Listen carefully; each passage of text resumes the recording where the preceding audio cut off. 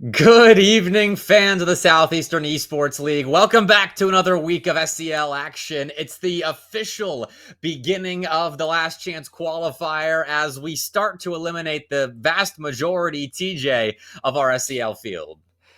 We've made it this far into the season, but now in terms of content, in terms of the dire need to succeed, it's the highest that it ever could be in the season, other than, of course, the final playoff bracket. But the LCQ's delivered so far in content, and I don't expect tonight to be any different. No, we've had an insane amount of upsets that I'm sure we'll get to talk about if we didn't have a slight production delay, as I'm sure all of you watching noticed. We are starting about 30 minutes later than normal. Sorry about that. Teacher and I'll break down those results, but we need to jump straight into our first series, TJ. Arkansas B versus George Mason Academy, a big single elim game in round one of the LCQ between two of the better B teams in the league.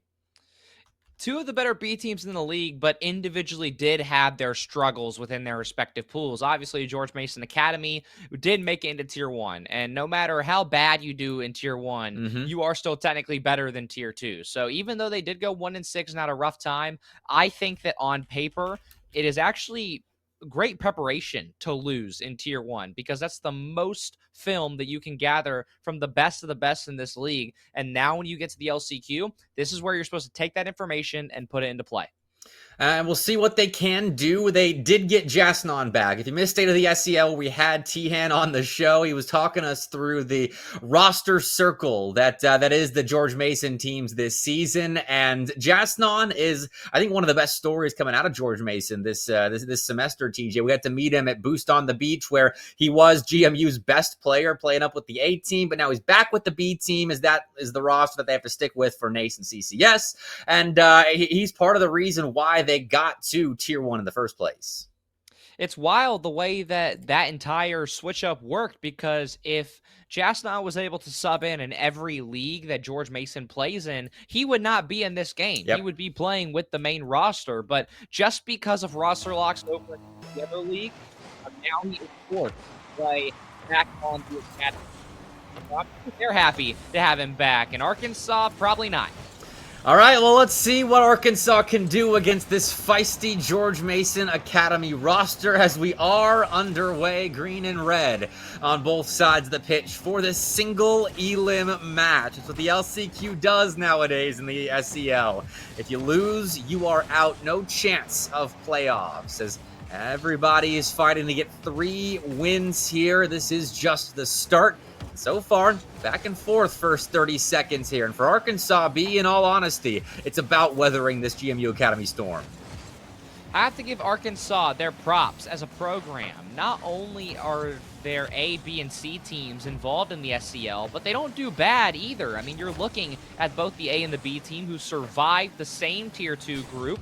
And obviously the A team went 7-0, and slowly but surely they've been maybe taking a candle to the other programs like USC, who have maybe 6 or 7 teams in this league, or maybe UAH, who's had a very tenured history with multiple rosters. And you can go on and on about the top level schools with 2 teams in this league, but you've got to give them their flowers because they're so close to finding their way into a potential playoff spot. But you've got to survive round 1, and you've got to survive Jasnot. Hey, Arkansas is a program with history in the last chance qualifier. They technically qualified for the first ever SCL LAN way back in season 3, that would have been. This is season 5, and they weren't able to compete at LAN, but this is a storied Arkansas program within the SCL. Maybe not as storied as some of the Kentuckys, Tennessees, Florida States of the league, but it's a good program. And they're getting scored on by George Mason Academy here. Parsi finally starts us off. If there is a program that across esports in general you've got to talk about, it is George Mason. They have been a pillar of collegiate esports in the last 5 years, and no matter what game they're in, you can always expect high-level gameplay, thought, and focus to come out whenever you get to see them hit the pitch. Now, George Mason Academy starting to set more of the tone here. Reminder as well that they have one of the few console players in the league on their roster. Kevin is an Xbox player. I got to meet him on Tuesday Night Lights a couple of weeks ago, and he's got the personality I think you would expect with an Xbox Rocket League player that's near the top side of Grand Champ. So he's a lot of fun to watch, and a big part of the success that GMU Academy has had this season. And right there, he's trying to find Parzi in the middle of the field, but Arkansas B's pulling together defensively. I mean, with console getting access to 120 frames a second, you got to respect what Kevin can do, as he'll find a second goal for GMU, but off a Jasnon rip top left. And we've just gotten word as well in Twitch chat that Tihan has said Kevin upgraded to a PC this past weekend. So he loses one of the best narratives in the entirety of the SEL, but he does gain some more frame rate, I'm sure, and a little bit less input delay. So maybe that's why he's looking so good so far. It's a 2-0 GMU Academy lead. Well, I mean, that does kind of stink. He was representing an entire community across maybe the niche side of an already decent niche in collegiate esports, as maybe there's some growing pains, an awkward own goal here. Well, Arkansas B is on the board, not how they were expecting it, but a miss, and then would have been better off to be a miss, I think, that Kevin touch. But hey, Arkansas B find themselves a little bit of footing in this game, a bit of a gift from GMU Academy, but still, you take it. Tech comes in all shapes and sizes, and sometimes you do it against your own net. And for Arkansas, they've been struggling to really find real offense in this series. And so for them to get that, maybe a slight freebie, I'll be nicer about it, but they still got to actually make something out of it. We'll see if Disney can potentially kickstart that momentum, but Arkansas has very rarely gotten out of their half. No, so far it's been difficult for them to find steady clears, and Kevin has just made up for his previous own goal with a clean finish to put GMU Academy back up by 2. I mean, Kevin's everywhere. His goal, the other goal, I mean, hey, a score is a score no matter what side of the field it's on. So Kevin, technically a hat trick right now. All right, Kevin with the hat trick now that he's on PC in Game 1. Though Tihan has threatened to put him back on Xbox after that own goal. We'll see if he's able to change the script a little bit for himself. I think that solo plays a good start, but Arkansas B have 90 seconds left to score a pair of big goals here. As Fruit will set them up with a decent 50-50, but the follow-up's too slow, and the Razorbacks are really having to fight for every inch in their offensive zone. They are finally starting to make GMU struggle for boosts, but as I say that, a 50 goes out, and Parzi with, I believe, maybe 12 or 20 boosts is able to get a free touch. Jasnon as well, able to push up to find Kevin in the midfield, and no major contest from Arkansas just yet, as Fruit will rip this one downfield, but now an open passing lane is there. Kevin off the corner, looks for a teammate middle, looks for a bump as well, but can't find it. That's a great rip downfield, but unfortunately for Arkansas, it's not on net, and now with 40 seconds left, it's getting a little desperate here. It's a decent 50 by Fruit, but Arkansas B had fallen back, so Dizzy here will block that ball, but still Kevin finds a good shot, and it sets up Parzi for a rebound. George Mason Academy might have put Game 1 on ice with this one. You want to talk about things that you learn from Tier 1 gameplay, never, ever leave a ball middle. Unfortunate lesson for Stizzy to learn there, but it is now a 3-goal deficit with 30 seconds to go.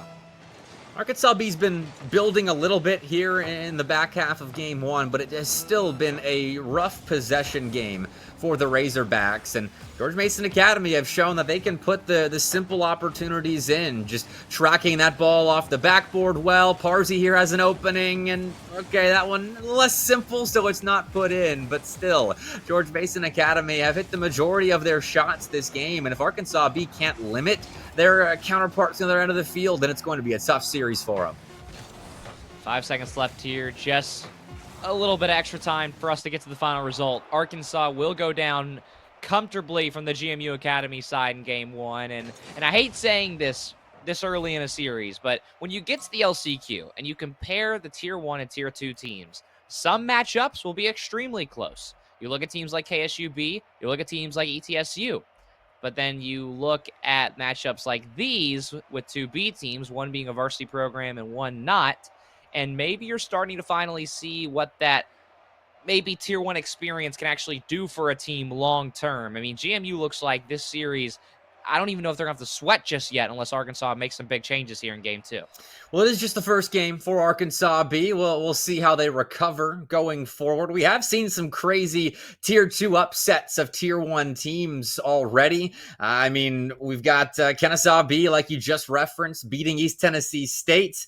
A couple other big upsets, even George Mason pulling off a big win over King, a 3-1 there after the George Mason A team barely squeaked into the last chance qualifier, and King got here comfortably. So anything's possible in the SEL last chance qualifier. And for Arkansas B, moving to Forbidden Temple, if they could just find a little bit more of a rhythm or steadiness, I think, on the pitch, and they can slowly work their way towards a game win. It is only a best of 5 with your season on the line. It's much easier said than done to find your way back into a series. And Jasnot, somebody who's familiar both on land and offline or online as well with being clutch in the moment, almost finds the first goal of this one there and still could find a shot on net, but George Mason already getting back to their old ways of Game 1. Kevin strikes first. Well, Kevin giveth and Kevin taketh away. A bit of karma, I think, redeemed here, as he was the one giving over the freebie to Arkansas B last game, and right there, a whiff on the sideline gives Kevin the opening goal of Game 2. He's been on a tear this series. We've found ourselves a new demon of the SCL now that Kevin's on PC. I mean, Stream can't see it, but Kevin's tag is kind of a big deal. And honestly, maybe I'm with him here. You come from console. First of all, you make it to Tier 1 as a console player, and now you're pre-jumping here in the LCQ. I mean, the confidence on Kevin is something that we very rarely get to see, especially out of a B team. But this just isn't any B team. It's one of the best! And Kevin might just free up a lane for Jasnon after a great fake down middle there, but now it's up to Parsi. Backboard, bottom corner! Nice little shot from him. That's a clean finish. Everyone on GMU Academy is a threat right now. Parsi plays that ball perfectly onto open space on the backboard, and Arkansas B in position-ish, but they're not beating that shot into the back of the red net. 2-0 Patriots, and we really haven't spent much time in this first minute on the green end of the field. This is some of the first seconds here, and even that is short-lived. Academy find themselves a clear, but Arkansas B answer back. Kevin trying to find his teammate. Parsi hasn't really needed to be involved in the GMU Academy offense until that last goal, but now you'll see him as the first man, finding a demo, forcing Blitz in a very awkward spot. This will be a short pass middle, and Fruit will read it for the time being. Kevin on his back foot, but no real pressure. George Mason, once again, not really too worried about this Arkansas offense. All three members now from Arkansas are stacked up on one side, so Parsi able to at least give Jasnon a little bit of room for a 50. Kevin as well, and once again, it's maybe even a full reset at the midway point for Arkansas. Yes, they're finding a lot of boost. Yes, they're finding possession, but they're still giving it away too often for it to actually become a shot or become a pass. Well, this is how you build a little bit of a rhythm, playing some time in the offensive zone, but George Mason Academy will find themselves a clear. Fruit will try and get it back as a teammate on the sidewall, but is out 50'd right there, and ball leaks out towards Jasnon, though I think he wants that one back as Stizzy has an easy save. George Mason Academy might have missed an opportunity right there, and now going the other way, Arkansas B have themselves a goal. I happily stand corrected. Arkansas not only gets a true counter possession going, but gets a great shot to beat the last man as well. So here we go. Now we're starting to see that LCQ magic. Starting to see what teams are truly made of here. But can Arkansas push us to a tie series? Off kickoff, GMU Academy could undo a lot of good work that the Razorbacks just got done. Off the corner, though, Arkansas B have themselves an out. Kevin takes over, though. Plenty of boost in the tank. And George Mason Academy really have every tool at their disposal at the moment. Everyone's rotating quickly. They all seem to have boost, and Parsi will re-enter the fray with nothing in the tank, but still almost scored the third for the Patriots, so the crossbar denies. I'm loving the new role of Parsi in this game, being more aggressive and almost finding some great mechanical plays of his own. And now it'll be up to Jasnon to maybe free up a chance for him off the backboard. Bouncer top corner off of his backside. Jasnon almost gets dunked at the rim, but does the dunking himself, and it is another goal added to the GMU tally. Just that little bit of speed advantage I think that George Mason Academy has going for them in this series. They are the faster team by a small margin, but it's surfacing in plays like that where they're able to consistently beat Arkansas B to the ball and wear out their resources, take them off the goal line, put them in bad spots, and then eventually hit that shot. And we'll see if it happens again here as Parsi takes an initial opportunity, and it's stopped by Stizzy, but Arkansas B can't clear the zone.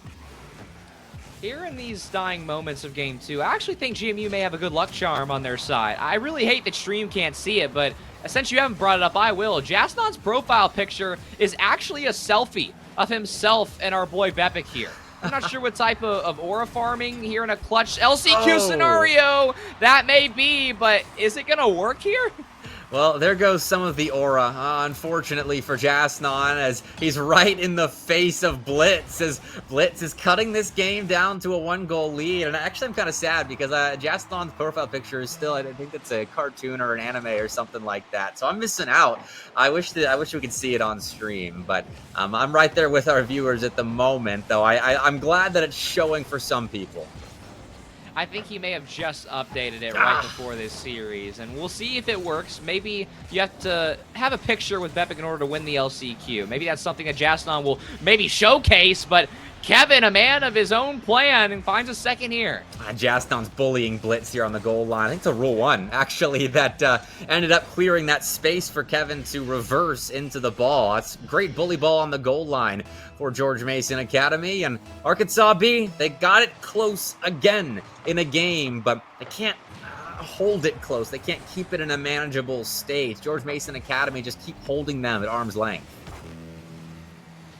See Kevin try and take a stab off the corner here. Isn't able to find the next touch, but does at least draw 2 players in and opens up a lane for Jasnon to take a bouncer, and nobody's there to deny. And it's a 5th goal for GMU.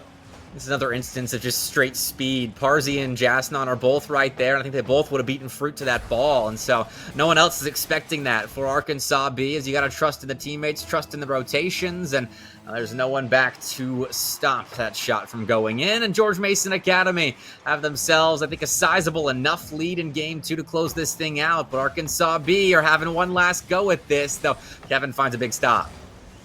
It almost feels unfair having Jasnon on your side in an LCQ matchup, because I truly believe that he is an A-team player, and I think whenever this season wraps up, we'll see him fill that gap and potentially even lead the team next year, depending on who's left on it after. I believe there's a few seniors leaving the roster. But regardless, he has been a true playmaker across both sides of the pitch, and that hasn't changed when we got to see him in South Carolina, as he isn't able to find that save, but I'll put a pin in it for now. Blitz is making this game close. Arkansas B have themselves a finisher in Blitz right here. That's great speed. Took advantage of Kevin being a little awkward right there and nailed the shot.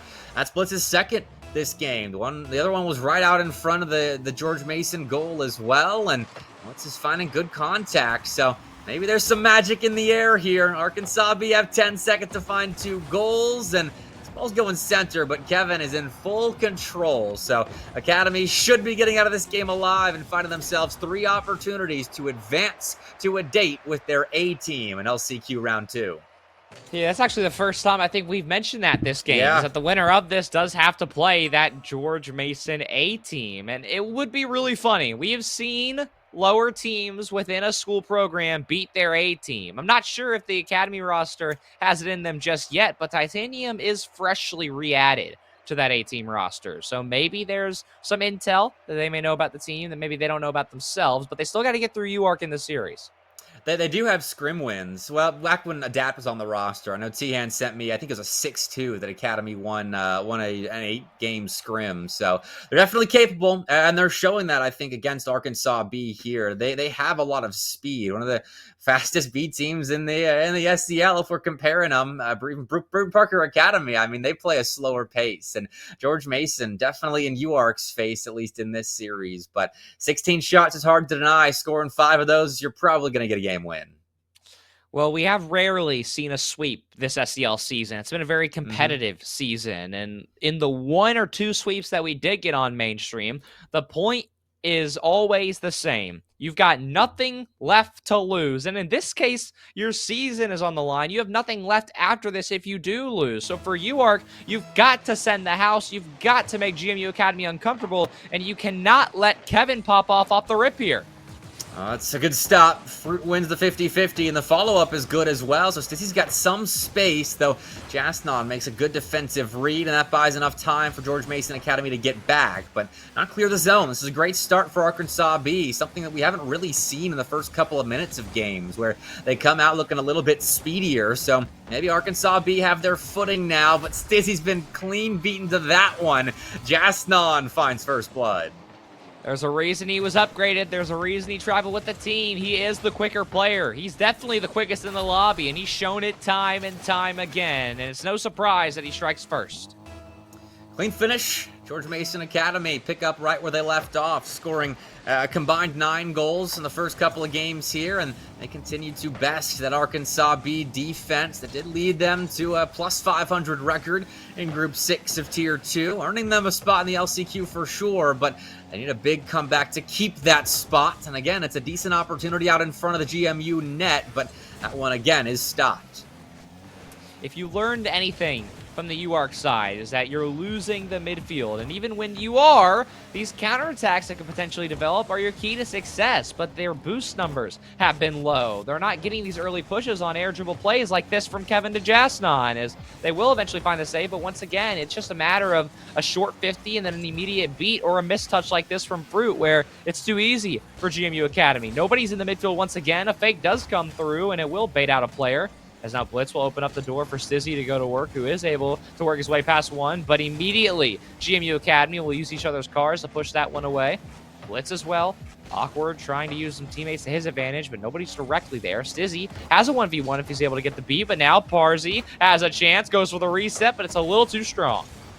And Blitz will connect with Stizzy. This time around, a pass does connect between two Arkansas B players, and it develops into a little bit of corner play, and then again, a midfield win for George Mason Academy. You're right, TJ. They've been dominating that third of the field, and it leads to more field domination here in Game 3, starting off with a 60-40 field domination victory in the first 2 minutes, though Arkansas B had them a pair of opportunities, and if they can keep adding to the pressure on the George Mason Academy goal line, then this is still a manageable game. They're still only down by 1, and there's time left here on Driftwoods. Almost a shot that falls on net as well, and now we'll see Stizzy try to keep it in play, but the ball will retreat back to the Arkansas back line. Demo comes through. Nobody's up until Jasnon finally tries to make a play, but it's a miss, and now it frees up a lane for Blitz to be uncontested. Finds Stizzy, who could have a shot on net. It's going to be just barely pushed off, though, as even I'm tripping over my words trying to follow. That one's finally on, though, and I can say this for sure. We've got a tie game. Oh, look at Fruit right here. Goes off the sidewall. Parzi's awkward, and Fruit gets to that ball perfectly. That's nicely done by Arkansas B. They're the ones punishing mistakes in this instance, and they have themselves a manageable Game 3. Enough possession to go around. 4 shots on the board in the first half, and maybe a second goal here, but Kevin fakes the advancing Arkansas B player, carries the other way, and had Parzi to help out, but don't end up beating Arkansas B with the first attempt on that red net. 2 minutes still left to go. This game easily has felt like the longest out of this entire series, and it's most definitely attributed to UARK actually keeping themselves in this game, and what we hope will be to the very end. As obviously here in the LCQ, your game differential doesn't matter. It's just a matter of, can you survive with a win or a loss? And GMU Academy, no matter what happens this game, there's not a lot to be concerned about, but they don't want to go to Game 4. They don't want to go to Game 5 especially. Why not end it right here? 90 seconds to go, and they've got possession. You can't let your opponent get momentum and those doubts to start creeping into your head if you're George Mason Academy. Oh, this is a confident team. You let one slip and lead to more and more, but the moment, still 1-1. George Mason Academy have had plenty of opportunities themselves this game. They're playmaking well, just not able to get through Arkansas B with as much ease here on Driftwoods than in previous games. But Kevin has himself another solo play, and he's got the fancy footwork, at least to begin a good-looking opportunity. But Arkansas B, again, find a good stop. A lot of footwork, but no dancing just yet across all of GMU's attacking chances this game. And now they have to be careful on their defensive end. This could be a shot, but second man from Arkansas was not ready. I didn't catch who it was. I think it was Fruit, but it doesn't matter because now two players are rotating back. Miscommunication! Fruit could potentially have put the dagger in his own chest. Oh no. I mean, Parzy's scoring just a simple pop here, and wow, that's rough on stream. George Mason Academy, and if they end up winning off of the back of that, I don't think that's how they wanted to go out on top. But 45 seconds left, and Arkansas has done this to themselves, and Stizzy's actually frozen on the goal line as well. Not sure what's happening. I also thought I saw him move there, but it looks like he may be disconnected. I mean, by rule, we do still have to play this out. So UARK will try to get some offensive momentum going, as now Blitz has to be careful as the last man back in a 2 versus 3. Kevin's going to try and end it right here. Jas9 doubles, net is open, Blitz has it on, and GMU Academy are going to let one slip. Well, this is a clean 2v3. Blitz wins the ball at the midfield line and catches George Mason Academy too far up. Great shot far side. And even with the weird technical difficulties maybe on Stizzy's end, it's 2-2.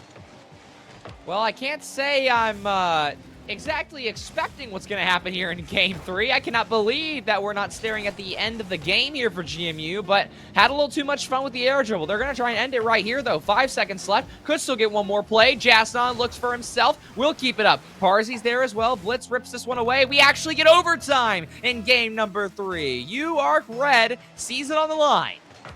All right, George Mason Academy will get the first opportunity in overtime to end Arkansas B's season here, and they will. It's Kevin driving that eventual dagger in. It wasn't the Arkansas defensive mistake that did it. It was George Mason Academy having to fight against a scrappy team and earn their way forward. It's the same story, unfortunately, of games 1 and 2. Nobody pushes GMU, and they are going to be strong enough mechanically to make you pay for that. And also, Tommy Bucket's coming in with the raid. We deeply appreciate it, and it looks like that South Carolina grabbed a win in their matchup. Are they in the LCQ? Am I missing something? No, they're playing Winner's Circle right now. Oh, okay. I forgot Winner's Circle was going on as well. So there you go. You get a mini score update on the other side of things. That would have been, I think, against Florida Southern, a 3-1 win in Winner's Circle, if League OS is to be believed. Florida Southern, a rough start in the Winner's Circle, 0-2, as they dropped to James Madison earlier in the week, and I know it doesn't really matter. It is just for seeding. No one's getting eliminated off the back of that, but still, those are quality matches to have. And speaking of, the LCQ keeps on giving a quality in-house George Mason matchup coming up next week. That's going to be a fun one. Knowing how this season has gone with the SEL and with all the new schools joining us, I can't sit here and look at you in the face and say the GMU A team is going to win that. There's a lot that has happened to many teams, including both George Mason rosters in the past. And I mean, Tyler said it on State of the SEL. He said, unironically, Academy's going to win it in 5. So who knows what could happen with the little in-house Virginia battle. That one better be streamed on the main George Mason account. We are going to need to see that one whenever it does get played. But talking about results elsewhere right now, James Madison B did manage to beat Auburn Orange, a 3-1 win for the Dukes there. They keep on partying in the last chance qualifier, and it looks like, bad news for Arkansas. The A team has gone down as well as UAH Blue wins in Game 5. It was a 3-0 win in Game 5, and it shut down a reverse sweep bid as well. Space Captain Masterclass. But what a heartbreaking season for UARK White. You go 21-2 in Group 6, and then you can't make it happen against UAH Blue. I definitely didn't have that on my bingo card, but they are not out of the woods if you're UAH either, because now you got to go against Auburn A. Yeah, and Auburn A, I think, is a lot of people's favorites to get out of that portion of the last chance qualifier with the playoff spot. So a tough matchup against a tier 1 team. But that's what happens when you win in the last chance qualifier, and results that did also already happen. Tier 1 teams going down. Texas Tech lost to Kentucky B. I know we discussed it on State of the SEL, TJ, but that's a pretty horrific end to Texas Tech's debut in the SEL.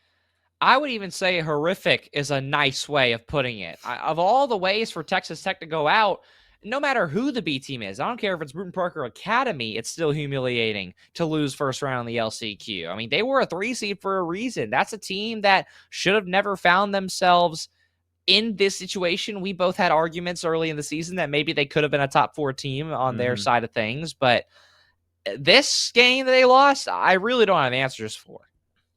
Well, Clemson B is in a similar boat, not with the not having answers, but with upsetting a tier 1 team. The number 1 overall seed in UTD Green went down last week at the hands of Darth Pepe and his boys. So weird result in the last chance qualifier, but that's what we've become accustomed to. And we'll see if the Clemson A team can do something similar against a feisty Florida State roster. A new look this year, of course, and they're battling it out, a classic ACC rivalry in round 1 of the LCQ. We are going to go to a break. We'll talk more about that one on the other side. It's coming up in 3 minutes, so don't go too far. As more SCL last chance qualifier action, of course, sponsored by MSI. Make sure you're supporting MSI because they are supporting the SEL this season, and we'll be right back with some more LCQ on stream.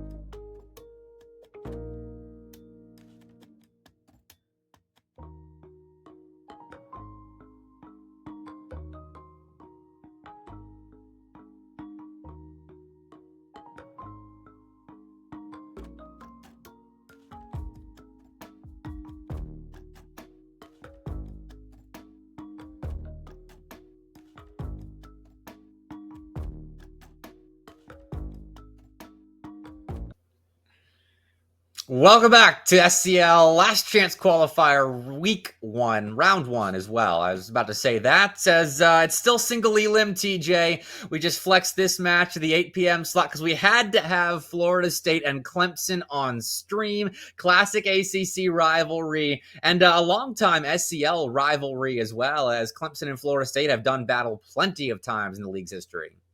I was just about to mention the history of these teams and the shoes that have had to be filled. There's so much to talk about. I mean, with Clemson, it's a little more linear. Snipes led the team. Now it's Masau's team, and he's filled that role beautifully. And then from the Florida State side, how do you fill 3 Hall of Famers' shoes coming into the LCQ? Well, they, I don't think have had a full answer for that just yet, but this is a young team. I've gotten the pleasure of talking to Nate a couple of times now, and I believe the oldest player is a junior, maybe sophomore. Either way, they've got at least the end of this year and all of next year to really get things going together, and we'll see if it can translate to this season of the SCL, as in Last Chance Qualifier single elim mode. It's win or go home for Season 5, and we have a substitution as well. No Canovo. Masau let us know, TJ, that this might happen as his internet went out, so Beans is in for the Tigers. Yeah, we were just informed about this less than, I would say, 2-3 minutes ago, and I am still probably in shock from that move. I mean, at least Beans is ready to go, and hopefully he'll be ready to step up to the plate, but Canovo is a massive piece. I mean, in my opinion, there's no Masau without Canovo, and there's no Canovo without Masau. Well, they have to work without him here, and Clemson typically in Last Chance Qualifiers have had B-team players step up for the roster. I think back all the way to Season 3 when, to qualify for LAN, the B team had to step up in its entirety and qualify for the A team, who was playing at a different LAN that day of the Last Chance Qualifier. So historically, I think Clemson should be all right with this substitution if history does repeat itself, even though it is just one B team player. But Beans is already making an impact. A couple of good challenges won. It hasn't translated into goals just yet, but that's a big demo upfield as well.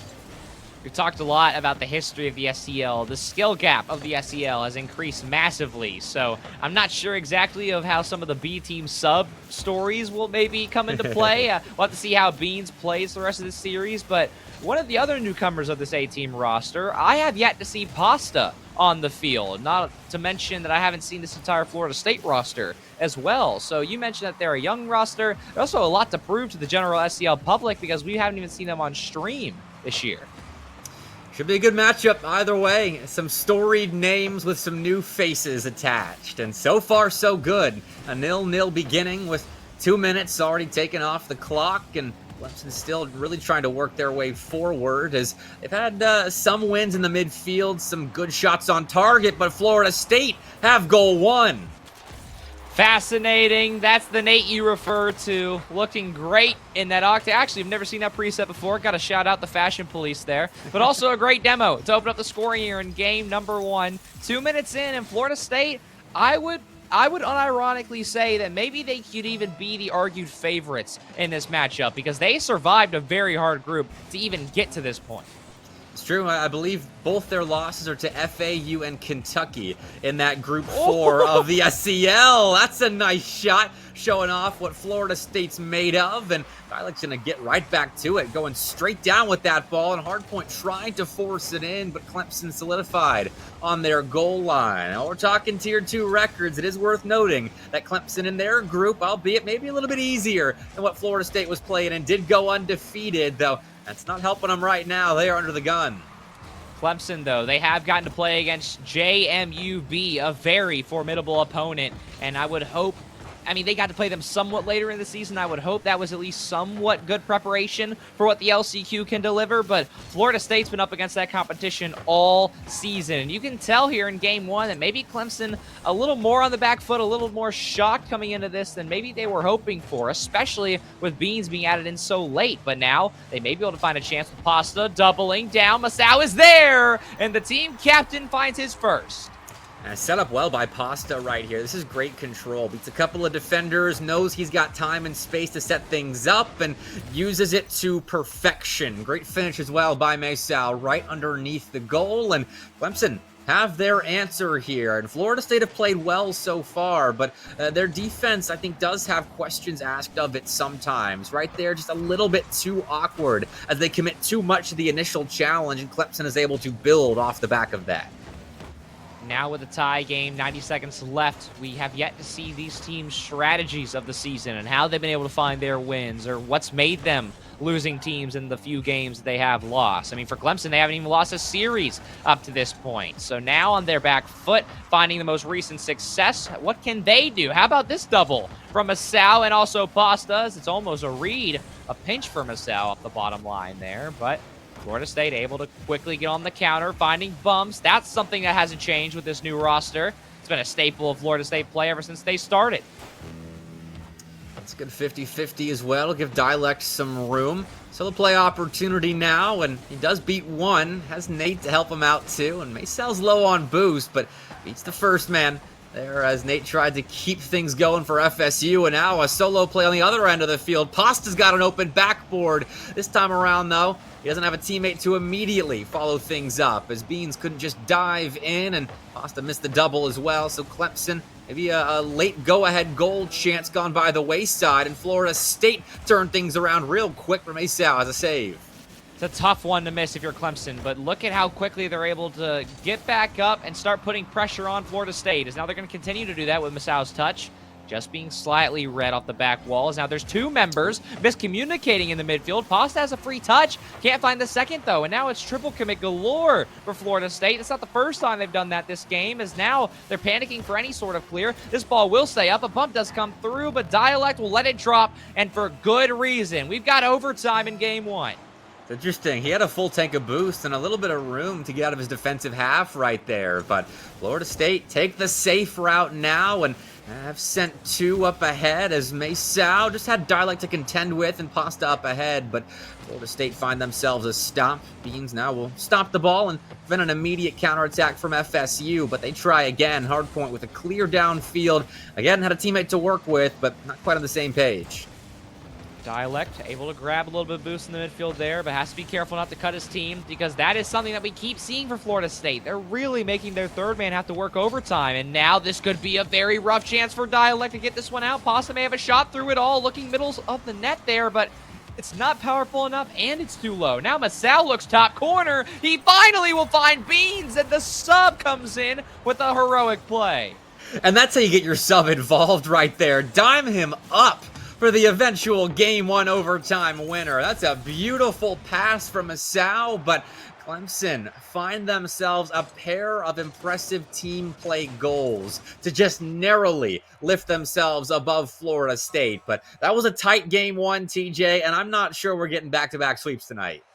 I would agree with that. And Florida State, the team technically coming from the lower seed up to play this Clemson roster. But on paper, when you're looking at rank specifically, there's not a lot of disconnect. You're looking at low SSL, high GC3 level players who have gotten used to the SEL format very quickly, both surviving Tier 2 and surviving the LCQ thus far. Just making it here is an achievement. But now with the actual bracket in play, how do we see teams change when they've been under pressure all season, or if you're Florida State, or with Clemson where you're kind of notoriously in control of the games you play in their group play? Well, it seems like Clemson, I think, have stuck to more of the same, as it's a pair of team plays. Masao was involved with both, and that's how this roster performs well. And Masao, he can take over lobbies as well. I've seen it happen multiple times where he just steps up and wills his team to victory. And in a situation like this where you're missing Canovo, this is one of those moments where if he's needed to step up and save Clemson, he could be the guy to do that. So Florida State have to be cautious now. Can't let the Clemson captain get going, but the Tigers have already kind of gotten going with a good Game 1 win, and now it's up to the Seminoles to respond. Florida State, no matter who the roster of three has been, they love surviving the nitty-gritty, and this roster doesn't seem much different when it comes to that historic relevance in their play style in the SCL. And I would expect Florida State, you've got to try and find some more bump plays, as mechanically, I do believe that Masao may have you beat when you're talking about maybe a 1v2, and a shot will come on for Clemson early here, and Florida State, also a big point to make is the double and triple commits. Yeah, it's a couple of times now where they've just not been on the same page with one another, and it's given Clemson some more space. Maysal almost scored that as he hung in the air with the ball, I think after double committing with his teammates, and it doesn't pan out. That would have been an insane play, but Florida State weather that storm and immediately get back to applying pressure on the Clemson goal line. Both teams have done an incredible job of showing mental composure, and now we actually get that high-level SEL Rocket League that the LCQ has always provided in the past. I mean, last game was more so just a fluke, I would imagine, because this series looks like it could easily go the distance, but it's got to be Florida State finding some early chances as Clemson has plenty of boosts, and now here comes another counter chance. Center ball, there's no one there to immediately shoot. Sal took his time getting there as Pasta stuck with the play as well. And now Beans is low on boost, so Dialect has space and a somewhat open net. The ball wasn't on target, but still an opening nonetheless for Florida State that they have to track back quickly. As we're going back and forth, both teams take aim at their opponent's goal line so quickly when they find a defensive stop. We're just playing kind of in the middle third of the field if you're looking at the vertical portion of the pitch. Not the midfield, but more the infield, as it's opportunity after opportunity and stop after stop. I was going to say that Masao getting a shot on net, that's normally something that follows up with a loud goal in the background, but a great denial from the Florida State defense. That right there, a back-end shot using the tail of the Octane, but Hardpoint not only finds one, but two saves. Dialect, though, rushing a touch, not enough boost from Hardpoint to find another one. Now Pasta, plenty of boost once again in the midfield. Clemson is still winning it, but Florida State balancing their attack and defense much better. Much more coordination from their side of things. As I say that, I jinxed it a little bit with a double commit there. As Clemson will get one more chance at it. Beans can find a shot on, does get a 50, but now it could be a 3v1. But again, miscommunication forces way too many players to go. But now Dialect could have a chance. He misflips though, so now Pasta looks for Beans for the counterattack, but it is a miss. Well, it's not clean Rocket League for Florida State, but they are surviving at the very least. And they do have enough offensive talent, I think, to come out of a scrappy game like this, as long as their defense can keep it together. But Clemson really have been hammering a lot of points home. That one almost finds its way home. Beans had a light roller on target, but there weren't a ton of defenders left there as the Clemson fake opened up a big gap on the Florida State end. They get another stop. 100 seconds left. We're approaching territory where just one goal could potentially win you this game. Both teams, as the game has progressed, they've started to play more, I was going to say conservatively, as we almost see a shot on there. We'll see another one from Masao, and now another one from Pasta. Fascinating, passes it away to the wrong player. Beans is there for the 50 middle. Masao back to Pasta. Pasta looks back forward, but all three members of Florida State are there, and it's only a matter of time before somebody finds a touch. But I was going to say the Florida State defense, once again, they're finding really great coordination, but they've got to find that next midfield pass, and they've got to stop double committing. 60 seconds to go. Clemson, though, playing conservative. That should have been a goal for Florida State, but Clemson luckily away without any scratches. It's happened a couple of times now on the Clemson side. The defense on both ends of the field has gotten weird at points, but Florida State has committed everybody. Tracking back, though, Dialect does stop ball there just outside the Florida State box, but accidentally pinches it back center. And he quick chats himself as well, as he knows how important that goal is. Oh, man. Have you seen that one before? I don't think so. The odds of that pinch going that way, that's absurd to come this late into the match, but an own goal happened last game. It happened this game. Maybe there's a new theme developing, and maybe that's the only one we'll see. And now Florida State will try to regain and find a chance here. They could find a shot top left. They do force all three members of Clemson to dive. Beans is demoed as well, but no boost available once again for Florida State. There is still time if they can find some boost to put together one or two last-ditch efforts like this. There's an open net again for Florida State to score. And who is there to tap it in but Dialect?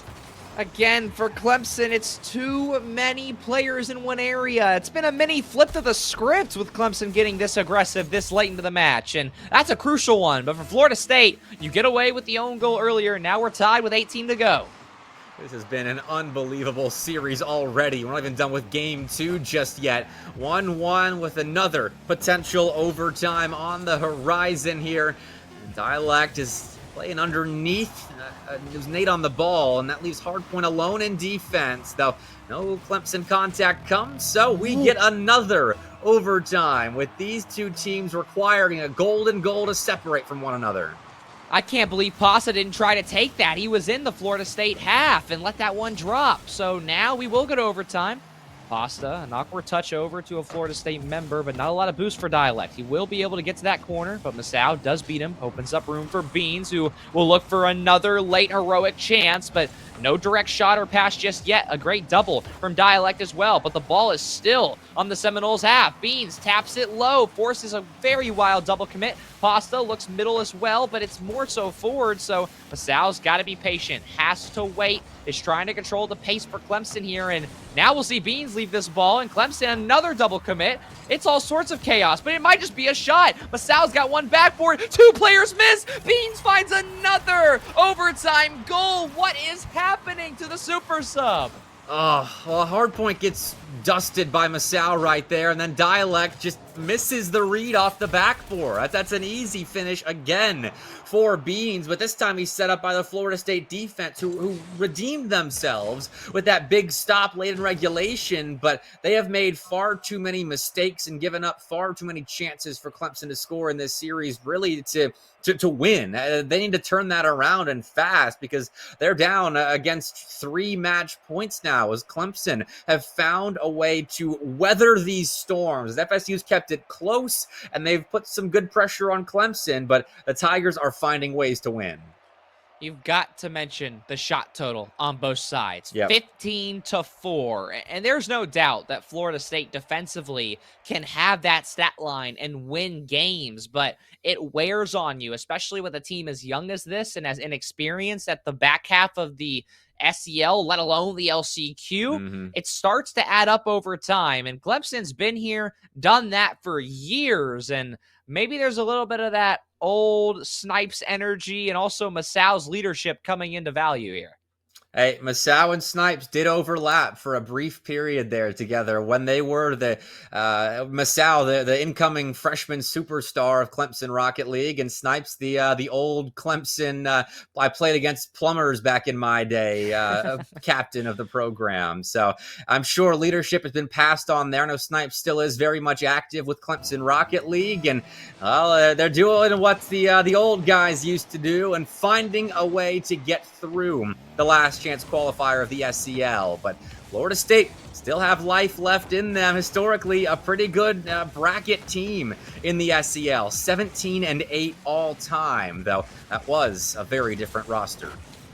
We're not sure if any members of that roster either have had a hand in the coaching or upbringing of this Florida State side. I mean, even Coach Lance, I don't think we've heard any updates from him if he's been involved on this roster, and maybe it's becoming more obvious as we see the miscommunication coming out multiple times and not a lot of mid-series adjustments until right here, right now. Great comms, as now we'll see Fascinating find a flick off the Dialect opening. Well, this team is forging their own identity, and outside of the defensive mistakes, I am impressed with the playmaking ability of Florida State. They've got some players that can step up and lead the charge down the field, and Nate's done it right there. Dialect a couple of times has shown it, but here we go again defensively. It's awkward for FSU. Beans takes a shot that is stopped by Nate, and it looks like Clemson will come away empty-handed for now as Masao puts the ball back down center, but Florida State find a stop. What a save, and now here comes the counter. Hardpoint looks for a pinch middle, but doesn't get it off the hood there. So now Beans, uncontested, gets not just one, but two. Pasa's there for the shot on net, and that right there is the Clemson that we're used to seeing. I had to hesitate for a second, but Beans once again finds the back of the net. Well, this is the kind of role that you want your substitute to fill, just kind of on cleanup duty while the rest of the team performs like normal. And Beans has both overtime winners set up by some nice passes middle, maybe some misses on the back line too. And right there, same deal. He just has an easy tap-in goal, and this has to be the easiest job a sub has ever had in a series all time. I mean, normally Masao hasn't had to be the major aggressor in Clemson's history. You could argue that he's been the facilitator, similar to maybe, I'm trying to think of a good comparison here, maybe Pigeon on JMU slightly, or maybe back in the old days of UTK, like what Taibu and Crispin have been able to do. But enough with the comparisons of the past, because this FSU roster is looking to compete now. Hey, it's another go-ahead goal. Dialect sets up hardpoint here through all Clemson defenders, really. There was a slight gap as the Tigers were rotating back, and Florida State punish well. 2-1, and this is the highest scoring first couple of minutes we've seen so far this series. 3 minutes to go. Still plenty of room for double commits and misplays, and also extremely mechanical upsets and all sorts of open nets. Fascinating finds his second. Well, consistency is always an issue for Tier 2 rosters in the SCL, and Clemson are suffering a little bit when it comes to playing consistent defense. That's, again, a big gap for Florida State to exploit, and Nate can hit his shots. He's shown it a lot in this series, and, well, here's another one. On target, Nate has a hat trick. A hat trick of open nets, just about, for Fascinating here, and you will take it. The first one, Dialect bump for him. The other two, just simply right place, right time, and right accuracy as well. So Florida State, a very wild 3-goal swing here. I believe actually 4-goal swing. 3 minutes left. It still could get wilder. This is the last chance qualifier after all, and Florida State's had the ball put between them. The hard point does collect. Now Clemson, let's see what they can build. Now, down by the largest deficit that we've seen in this entire series. So Clemson have a deep hole to dig themselves out of, but still a good offense they've been operating throughout this set. Dialect. The job's pretty simple for Florida State, and how about whatever in the world this play's about to be? Wow, I'm not exactly sure what possessed him to go for that one. Now Pasta, corner read looking middle. What is happening to the lobby here? I was going to say that if you're Florida State, you're already down 2. You've got to park the bus, but what in the world is this? Dialect across the middle of the map with a musty. This is the kind of ability that Florida State's got. This is what they've got going for them. They have a couple of playmakers on their team. Dialect has gotten... and he's gone insane. There's a couple of solo plays. One off the ceiling, a musty finish right there that I don't know why we haven't seen more of that in this set. And of course, it's negated not 10 seconds later with a Pasta open net. Man, where in the world has all this action come from here in Game 3? It's like we ripped off the Band-Aid and the scoring has been the outburst. I've never expected to see this many goals in this series. I mean, both these teams have never really been known for crazy, high-scoring, messy matches. But for Florida State, obviously you're already on your back line enough, being down 2 games in this series, especially with the overtimes as well. And Clemson might look to try and go to another. They picked up 2 in a row. I think the most important factor in this comeback so far for Clemson is that Masao has just 100 points at this point in the game. No, I don't think he has any shots, no goals or assists, no saves. It's Pasta and Beans, the dynamic food duo, doing a lot of the work for Clemson in this comeback. And there still is a lot of road left to be built for the Tigers, but it comes with stopping Nate and Dialect right now, who have stepped up big time in Game 3 to keep Florida State's hopes in this SEL season alive. A great touch. Actually, great 2 touches from Dialect as well to make sure there's not an immediate shot coming from Clemson. But Pasta works his way with a great air dribble and also forces a Florida State double commit. Is there going to be room for Masao off the backboard? Yes, there is. A miss will not come through. How about a redirect as well? Florida State, just when you think they're struggling on their back line, they find a potential counter. A double commit, though, will come out, so Pasta has room, but that is a heavy touch. And now Dialect has room. Will go off the ceiling, looks for more, but it'll be Masao dunking him into the next side of the field. Pasta's there in the wings. His ball will come directly to him, but Fascinating denies. Just about 60 seconds left to go here, and Florida State not taking their foot off the gas as Masao, a close save. They've composed themselves as well. After that Clemson run mid-game, Florida State didn't let it get to them. And now they're right back to just killing clock with simple rotations. We've got to stop complimenting the teamwork of Florida State, the rotations especially, because they keep tripping on each other when we open our Oh, big no. mouths, TJ, and it's led to a Clemson opportunity that is stopped by Hardpoint. But this is Clemson offense that could make this late game very interesting. A great touch from Fascinating, though, to try and deny or at least make Clemson waste their boost. This is not going to be a real shot just yet. A great touch from Hardpoint as well. And another great redirect midfield. The communication, I know we just said we're not going to talk about it, but at least in the counterattack, Florida State's got it down as they almost find one here. Hardpoint now at the sidewall, 15 seconds left. Just need to deny maybe one more major shot. You won't have to worry about it because that's a missed pass. And even though that one is off, I believe it's impossible for this comeback to happen. And there goes the last denial. 1 second remaining and a very messy one as Masao will try to put an extra goal in on his own net. But Florida State victorious in the messiest game yet. And I'm not going to say that is what Florida State looks like when they're winning, but that is more of what Florida State does well. It wasn't clean defensively, but in offense, I think they've showed off what they do have going for them. Dialect was looking like prime Justin in that series, and Nate had himself a hat trick just straight off of good shooting. They controlled possession a bit better, had scary looking counterattacks that developed multiple opportunities. It wasn't just one-offs in the Clemson end and on Driftwoods. It was 12 shots after you called out the shot totals after game 2. TJ was 15-4 in favor of Clemson, and now that's flipped after game 3. Yeah, 12-6 is the final amount in favor of Florida State. And I'm not really sure what possessed them other than the weird Clemson meltdown, but also Florida State's impressive play for just about a minute in the middle of that game. So we finally see a flash of, like you mentioned, the Florida State we're used to seeing, but there is also many pieces of that puzzle that the Seminole side has to actually bring to the table. And for Clemson, a major issue here is that Masao was not able to leave his own back line the entire game. Yes, he didn't play as great as he has this series, but he had to play defense. You've got to get him at least somewhat offensive, at least somewhat facilitating. And I don't know what happened in the midfield, but it's open for Dialect. Well, it's a kickoff win for Florida State, and Masao was the last man. He just did not expect Alex to get back to that ball, and so he dives in from afar, and Florida State have an early lead 6 seconds in, and that is a welcome sight, I'm sure, for Seminole fans.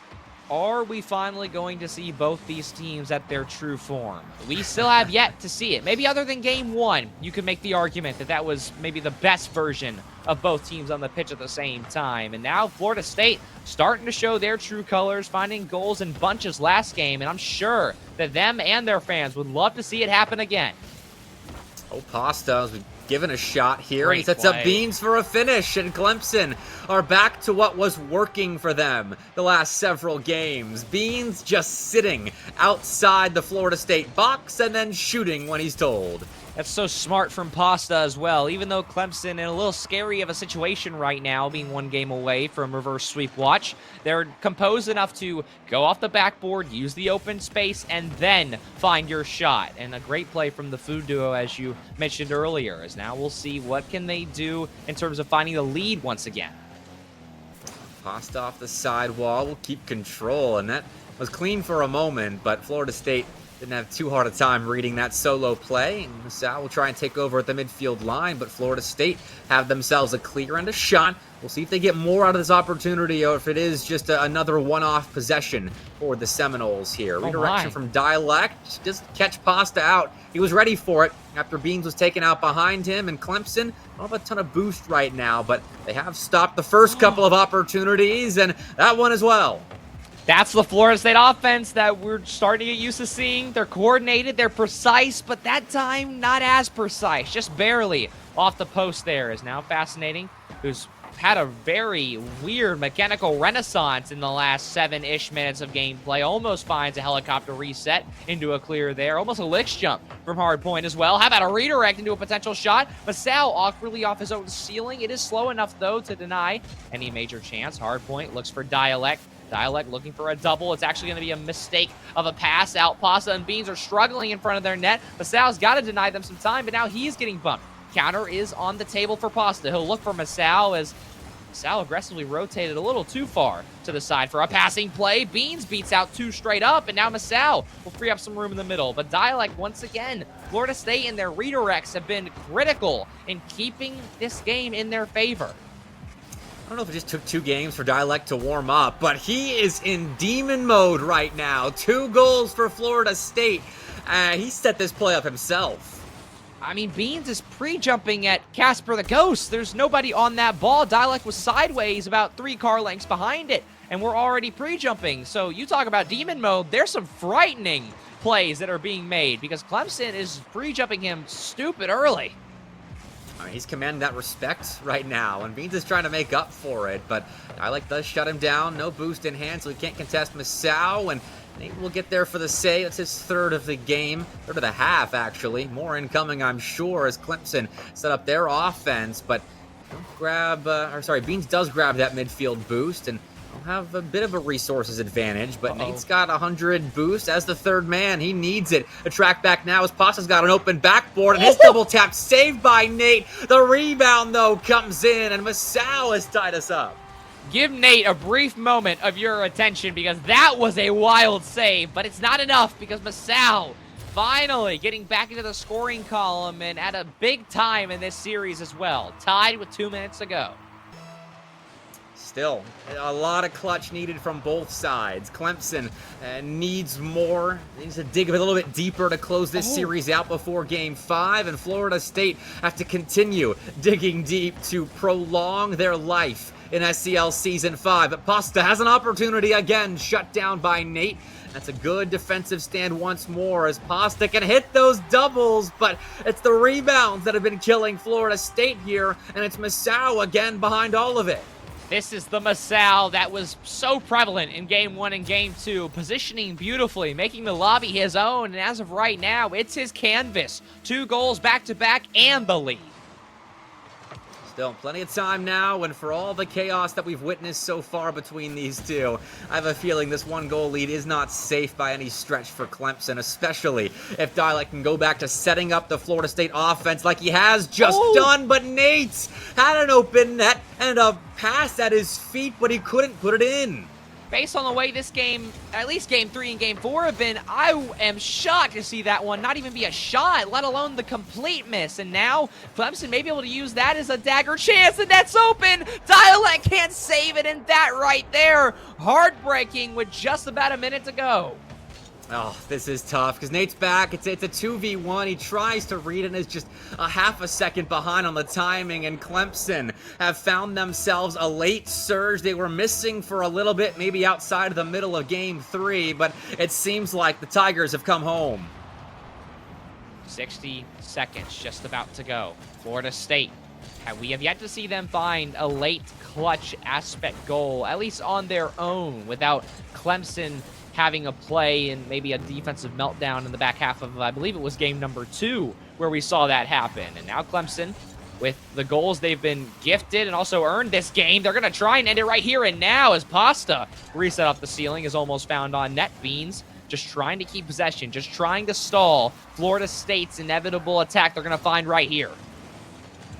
Dialect on the ball again has been a threat for Florida State throughout this series, but Clemson negates him, and they'll have an advantage themselves through the corner. Masao got the pass mid, but not to Pasta. So Florida State again kickstart something here. Nate can make up for his previous miss with a win in the corner, but Masao takes it away, and he has had his fingerprints all over this game not necessarily with all of the scoring for the Tigers, but he is certainly back after taking a little bit of a hiatus on Driftwood. But Beans has space now in transition. The sub has stepped in and made a massive impact for Clemson as they survive and advance through the last chance qualifier of SCL Season 5.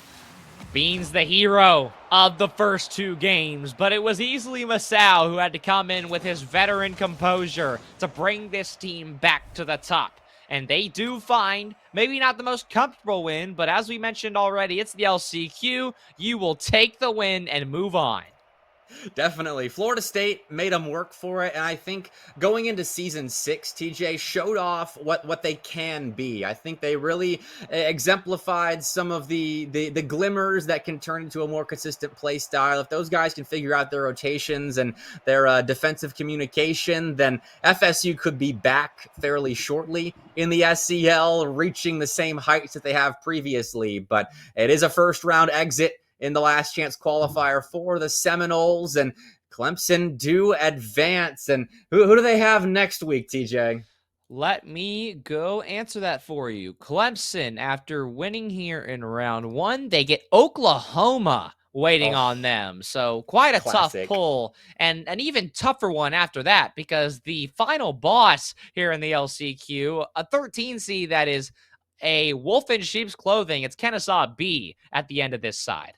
Ooh, that is an evil, evil last chance qualifier group. But I'm excited to see the Oklahoma Clemson rivalry match back up. One of the two schools, or sorry, two of the few schools in the SEL that have competed for all 8 semesters that the league has been around. So a little bit of a legacy series between those two, and then your reward is a hungry Kennesaw State B team that I know wants one of those spots on land later this spring. But TJ, the last chance qualifier has, I think, delivered on all fronts so far. I don't think we have any other results to report on, as there weren't any other 7 p.m. matches going on. But still, a great LCQ up to this point. Yeah, round 1 will be wrapped up by, it looks like, March 24th, when Kentucky and FAU finish up their match. But everybody else will be done by tonight. There is still some matchups like Alabama and Northern Kentucky. And I believe that's actually it. It's that one, sorry, and UTDB and ETSUB. You got that matchup as well. So we potentially see a Texas matchup, or we see ETSUB, who's had some great late season success, find their way into the future. And then obviously Alabama, a favorite, or at least up to be a favorite on their side of things, looking to get off to a good start against NKU. Well, if they do escape NKU, they got Louisiana next, and that is a banger of a matchup coming up in LCQ round 2. But you're right, lot left to wrap up in round 1. Win 3 and you make it to playoffs. It sounds simple, but SEL last chance qualifier is never as such. But that does do it for our stream this week. We will have rounds 2 and 3 matchups on this channel next week, next Wednesday, same time, same place. Of course, we have Valorant tomorrow, same time, different day for that best of 3 with Scott and Dallas at the helm in that booth. And then, of course, the state of the SCL is migrating to the main channel. Previously, a show with me, TJ, and Dylan on my Twitch channel. We are moving to the main channel. You haven't seen the last of TJ, though. I know he'll be on a couple of segments for shows in the future. But TJ, as we do wrap up, do you want any last words?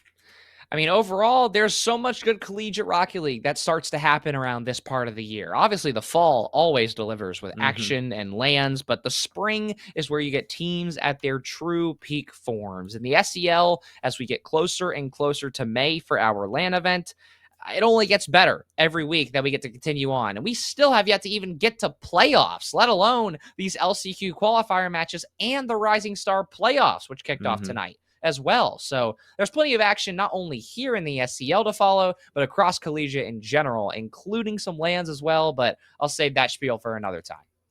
Support regional collegiate esports. We need all the help we can get to continue building things up. But of course, that comes with supporting MSI, who is the Rocket League sponsor for this season of the SCL. So thank you again to MSI for sponsoring us this season. Make sure you do support them as they support the SCL. There was an announcement recently about some of the initiatives that MSI are doing. So make sure you click links, go interact with their sponsorship activations, and we'll be all the happier. But for now, thank you all so much for watching. Shout out Shaka in the background producing the show, TJ for casting with me, Fred for fixing last minute issues. I've been Mr. Bepic. We will see you tomorrow for Valorant. Have a good night.